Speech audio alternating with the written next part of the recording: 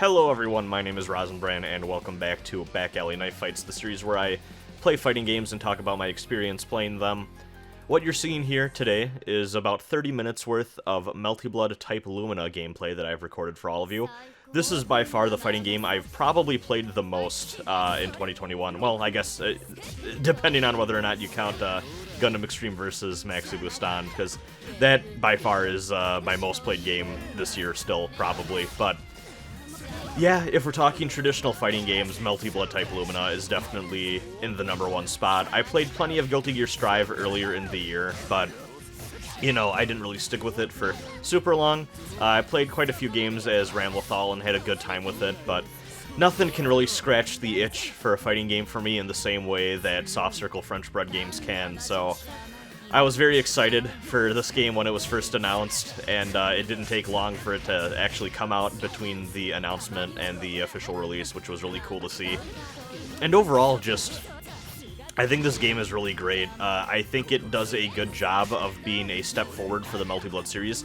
There's definitely some stuff from the original Melty that I miss. You can hear me talk a little bit more about the original Melty Blood in another Back Alley Knife Fights video I've recorded before, which I will link to in the description and probably do the little pop-up thing in the video itself so you can watch it. But, you know, I think a lot of it just comes down to me being kind of a boomer about some things, you know, just very specific interactions that you can't really do in Type Lumina that I kind of miss, but I understand why they didn't really want to include them. Like, for example, you used to be able to raw air grab someone in this game and then get a bounce that could lead into a combo, and the scaling on it was horrendous, but, you know, it just felt really fucking cool to do, and especially some of the movement stuff that you could do in that game just felt a little bit better in my opinion, and also I just aesthetically like it better, but that's just me kind of longing for the old glory days of that PS2 era sprite work, the last vestiges of that we really got in that style.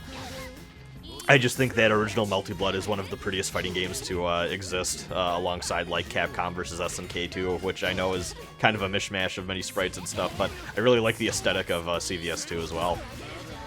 But yeah, enough of me talking about my overall thoughts of the game. I guess I should get a little bit more into the specifics. So I am playing Red Arcueid, who, as soon as she was announced, I kind of figured I think she would be my main, and after playing as her for a little bit, I went, oh yeah, no, she's definitely my main. I love this character so much. I dicked around a little bit with regular Arc, but, you know, she was fun, but Red Arc has these magnificent giant frisbee throws that you can do, and I just love shooting out these discs and messing people up, and in general, she just is a very unique character in this game, and I really liked her moveset. And, you know, how can you not love the Arcueid original granny skirt? It's just phenomenal. Love this design. Of course, playing as Arcueid 2 means that you get to do the fun air throw where you just fucking dunk someone into the ground as well, which is always a lot of fun. I played a little bit of Red Arcueid in the original game too. She's a lot different there than she is in here, but, you know, there's definitely some similarities overall. Specifically, I played Full Moon Arcueid in the original, and I played a little bit as her, but I never really got good with her in the same way that I definitely spent a lot more time with Full Moon Ryogi. And as a side note, I know that DLC is going to be announced for that. So, ooh, that was a really bad super on my part. I deserve to get punished for that. But as I was saying, I know DLC is supposed to be coming out for this game soon, and I really hope that we get Ryogi. I'm not expecting it. Karno Kyokai just isn't really a thing in the culture anymore like it used to be, but man, I miss playing as Ryogi. I really want Type Lumina's take on Ryogi Shiki. I think that would be great, but whatever. If not, I'll continue playing as Red Arc, and I'll probably continue having a great time, because she's just so much fun. One thing that you're not going to see me do in these matches that I probably should do more of is that she has like a teleport dash that she can do, and you can even hold it, I believe, to kind of change the angle of where you pop out. And I never really felt confident incorporating it into my play, and that is, you know, a big part of her movement, so I really should get a better handle on that as I practice this character. But really, I'm doing the Rosenbrand tactic of I learned a B&B or two, and decided to just hop into matches after kind of getting a general flow for the very, very basic bread and butter combos for the character, and just trying to see what I can do and trying to just play and feel out the system. And you know, this game has a very fun system. I was not really paying as close attention to this game as I probably should have during its development, so I didn't realize how big the shields and the counters were going to be until I started playing, and I started to get into those iconic shield counter mind game interactions that you probably have seen online if you've looked up anything about this game, where you shield someone, then they counter, then you shield their counter, and you know, it goes on for like 5 times or whatever until someone makes the right call. One thing I really need to watch out for, and you're probably going to notice as this video goes on, and here you go, this is my B&B combo here, and I missed the follow-up, but yeah, that is such an egregious waste of meter, but you can land that disc super in the air, and then if you time the landing just right, you can do her like teleport grab super to eke out just a little bit extra damage, and here's the B&B again. But you don't always have to end it with the super. If you don't want the damage, you can end it with a air grab like that as well, which is, you know, good for setting up future stuff too. Really, really should have avoided that super, but I fucked up. No, but as I was saying, one thing you're going to notice as this video goes on is definitely the fact that when oh god, the hitbox on this super is ridiculous. When I shield, my mind almost always wants to make me go for the B counter, which is the teleport behind, and if you counter hit them, you get a ground bounce into a free combo. I really should be mixing in the A and the, I think it's the BC counters a lot more as well, which are the other 2 types of counters you have. One of them just goes immediately into a launcher and you get a free combo out of that.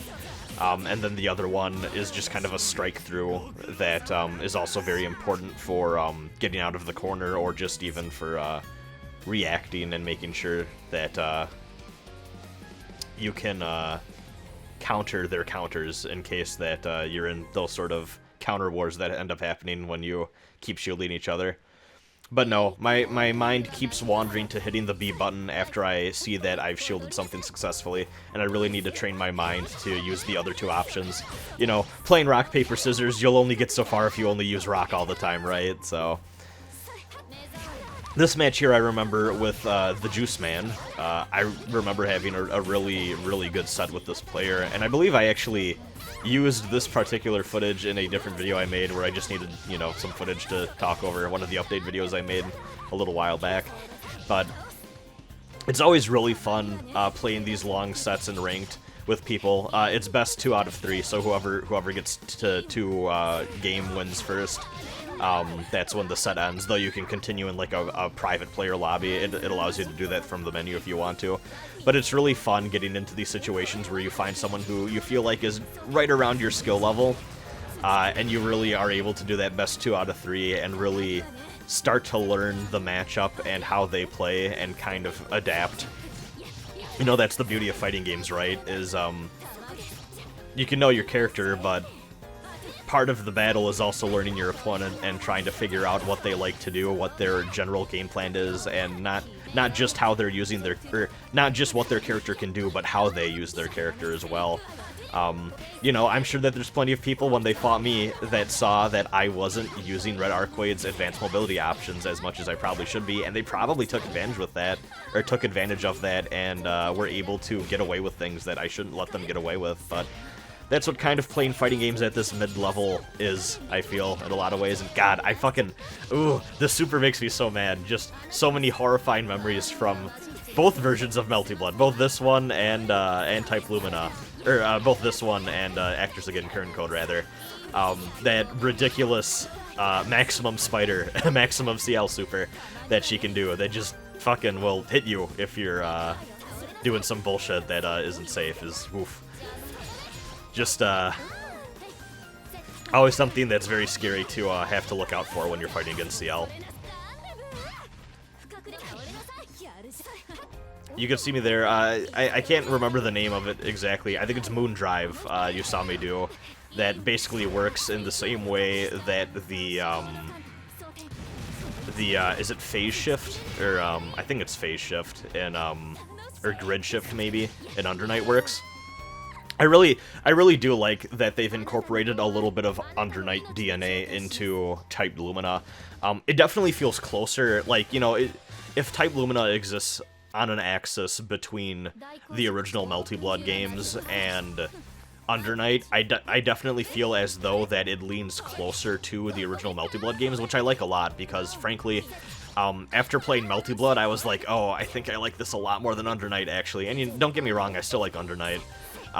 It's just that I didn't give Clear as much time of day as I probably should have, and part of that just due to the fact that the online was kind of bad. But, you know, so far I've had pretty good experience playing Type Lumina net play. Haven't had any matches that stood out to me as ridiculously laggy or anything like that. The rollback for this game has been pretty solid so far. I know that some people have definitely had issues, though, and the PC port is definitely a little janky. So something I'm starting to notice as I fight this player, and if I recall I start to adapt to this, is the fact that when they're waking up, they really like to do that DP flip kick that CL has to just deal with me trying to get meaty hits in and stuff like that. And I remember there's definitely a point towards the end of this set of matches where I'm like, okay, I know this person's gonna DP, and I'm just gonna block it and punish them for trying to do that. God, I just love the way that aerial combos work in this game is wonderful. I don't know why I didn't block or shield that. And yeah, really ate shit there. We really ran out the clock on on that match, though. I can't believe that that went all the way down to 13 seconds. It felt long, though. But yeah, just look at that. I love how... You know, I've talked before about how much I love the time and attention that the people over at French Bread take to make sure that their games feel nice, but just confirming those aerial hits and making sure that they extend out into a full combo like that just feels so good in this game in a way that no other game I've ever played really feels. Like, even I really like how combos feel in Ultimate Marvel vs. Capcom 3 as well, but it doesn't hold a candle to me to the way that the aerial movement and the aerial combos just feel in Melty. It's something special. It's so unique.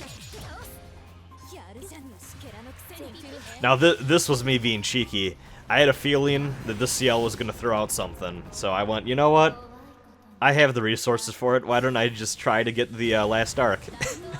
Which, for those of you who don't know, if you have maximum moon gauge, which you can see under the character portrait, and you have maximum meter down below your mana meter, you can press all three of your attack buttons and go into a mode called Blood Heat, which basically what it does is I believe it buffs you in some ways, and in addition, both regular heat and blood heat, when you're in those modes, will restore your health in...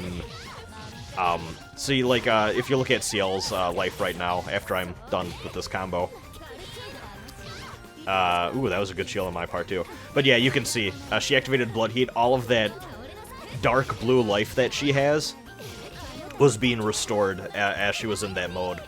Both regular heat and blood heat allow you to do that. But the primary difference between regular heat and blood heat is that if you successfully shield someone in blood heat, you get a free last arc, which is basically the character's most powerful move. And it even works against projectiles, which is wild. I can't believe that it works like that. It's so fucking good to successfully land that. But what this also means is that at this very, you know, middling level of play that we're at, every single time that someone gets blood heat, you can expect them to go in for a counter. So almost always, people will just go in to grab you. And, you know, at more advanced levels of play, they know that you know that they want the counter, and, you know, that sort of thing, and you can get more mind-gamey with it, but... And yeah, too, one thing that's important to know, too, regular heat you can activate basically anytime you have at least 1 bar of mana meter, and it just lets you gradually restore your health, and in addition to that, You can also use that to get a free level 3 super off, which otherwise you would need 3 full bars for. But if you say you want to restore a little bit of life and also use a level 3, you could go into heat, for example, and then run down the timer that it gives you to basically restore a little bit of your life, and then try to find the opportunity to do your level 3 before that heat gauge depletes all the way. There's a lot of resource management in this game, and oh god, that throw! I always love doing those corner throws into the simple air combo. It just feels so good.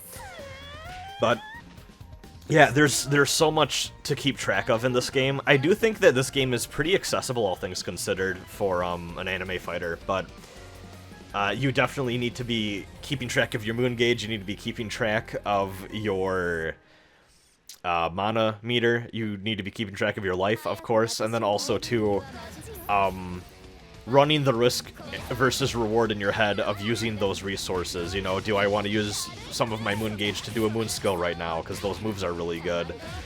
Do I want to save my meter for maybe regaining a little bit of life later, or do I want to go for the offensive and try to kill my opponent with a few super moves and that sort of thing?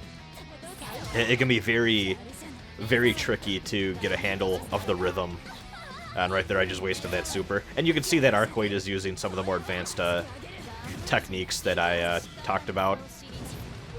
See, sometimes, though, like, it's very easy to tell, like, oh, they're probably going to want to try using their level 3 before, oh, look at the Shield Wars, I love them.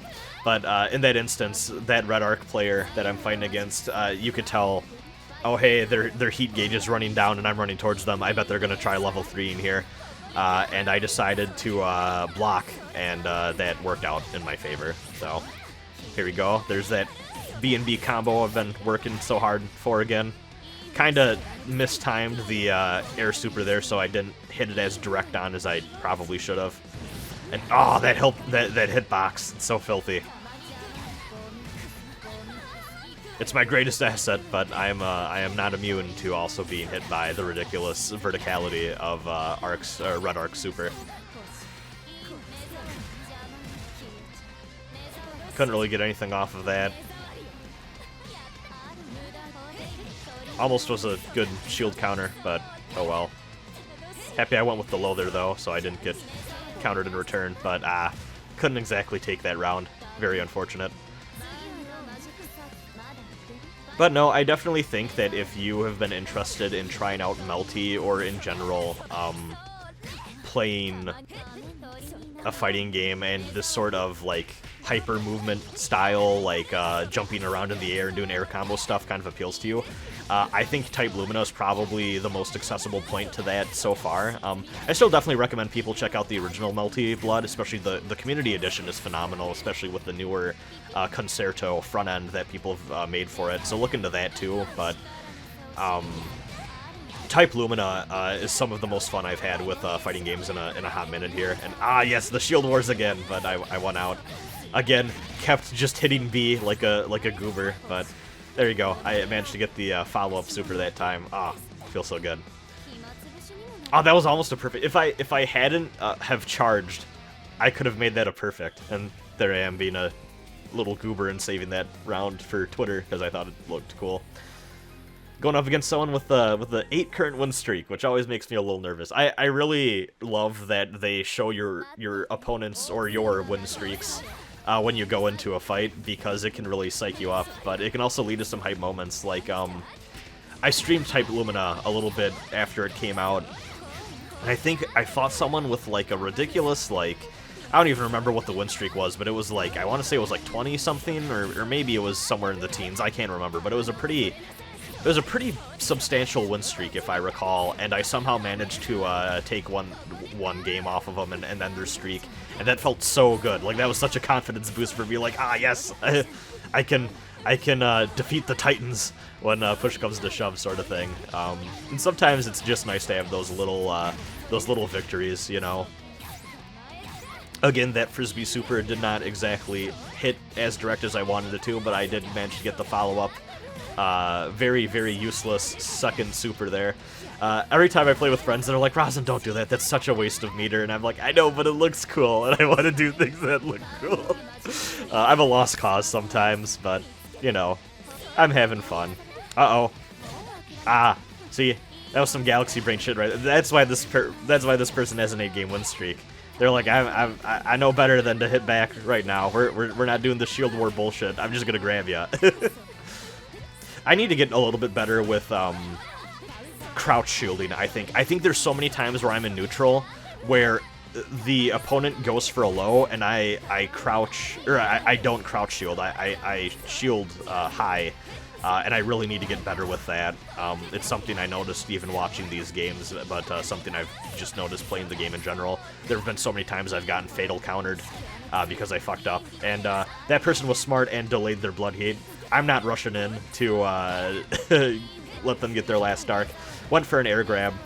So, yeah, one thing that's worth noting, for those of you unfamiliar with this game, I probably should have explained this earlier, you can't shield a grab.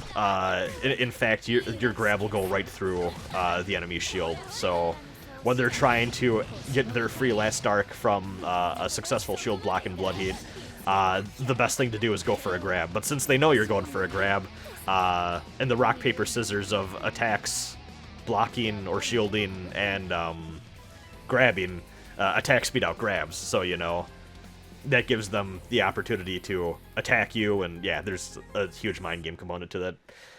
This match versus the Shiki player is actually something I recorded last night while I was in a Discord call with friends. I was really bored, we're all just kind of shooting the shit, and I was like, I want to play a game, but I don't know what to play, and I was like, you know what, I haven't played Type Lumina for a few weeks, so I hopped into training mode for maybe 5 minutes just to remember how to perform Red Arc's moves and her B&B.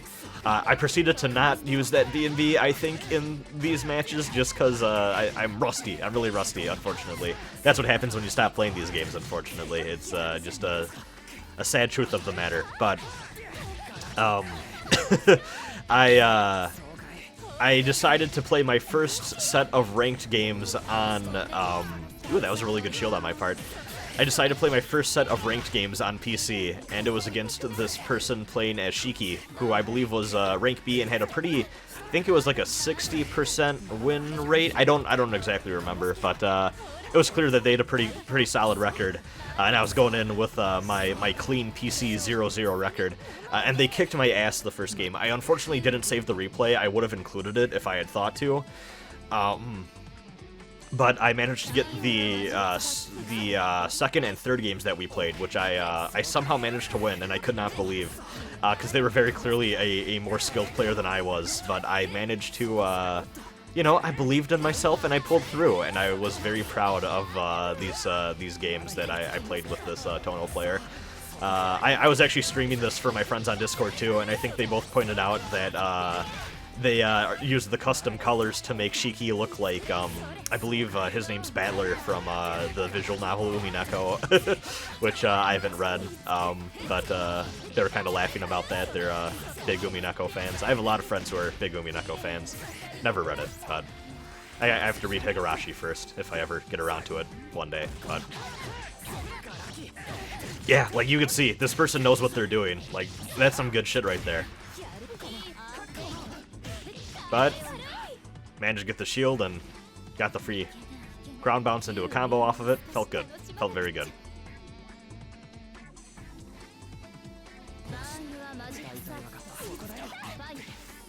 We're on the last round. Both have about equal resources. He has a little bit more moon gauge than I do, though. And I should have teched out of that there.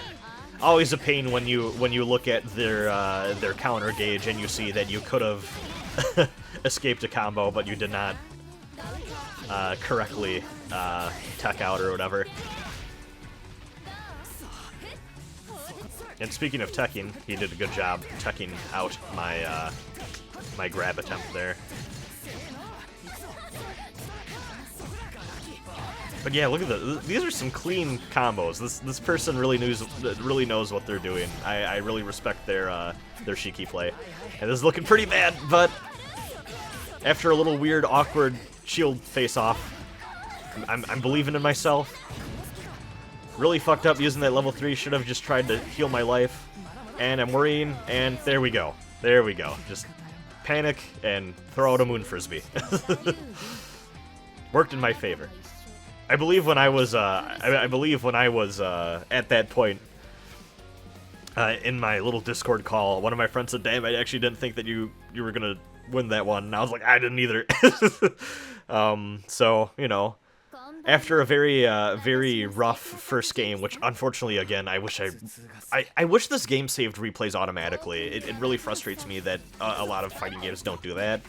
And then you can just, like, choose to, like, save the ones that you want to save, and otherwise, like, your last, like, 100 or, like M-Bomb saves, like, 100 games or so that you last played, and if you don't want them to disappear from your replay queue, you can, like, favorite them, and then it goes to, like, a special section of the replay folder. I wish that games like this did that, too. It would be so nice. I'm pretty sure Guilty Gear Strive does something similar as well, though unfortunately replays in that game have pissed me off before, though, too, because the replays sometimes, like, break and go out of sync, and that's frustrating, but... no, as I was saying, though, after a very distressing first game against the Shiki player, winning that second game really put some wind in my sails, and I'm like, okay, no, I can do this. Even though they won that first round, you know, I'm believing in myself. I know that this isn't impossible. This is not an insurmountable wall for me to climb. Even though I'm getting comboed the fuck out of here, again, and they haven't taken a single hit, and this is looking really bad. Just gotta believe, you know, a cornered animal shouldn't give up on its life. You know, it's gonna fight back. And right now, I'm a cornered animal. I'm shielding like a motherfucker. I'm still using that counter V. I really need to stop. But hey, look at that. I made a pretty good dent in Shiki's life. And I just gotta believe, you know, I just gotta be like Parappa. That's the secret to winning when you're cornered. And there we go. And grab. Another grab. Yeah, look at that. Look at that. Wasted meter. Probably not the best usage of meter, but I managed to style on him, and I still got the win. That was very, very good.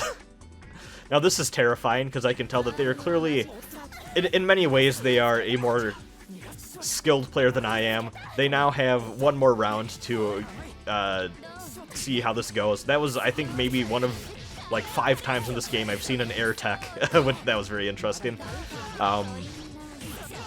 But they have full meter, and yeah, this was very scary. But, you know, I had a pretty good start of the round there, all things considered. And let's see how this plays out.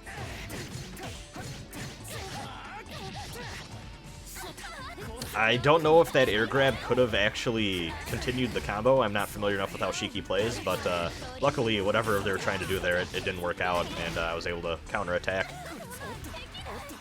And Hail Mary Super to win the game. Thank God her arc drive has such a ridiculous hitbox. It has saved my skin so many times. I should probably stop relying on it as much as I do, but hey, I managed to win. Really happy with my play here. Play type Lumina, play Melty Blood in general. Great game. Have a good night, everyone. See you later. Melty Blood, type Lumina.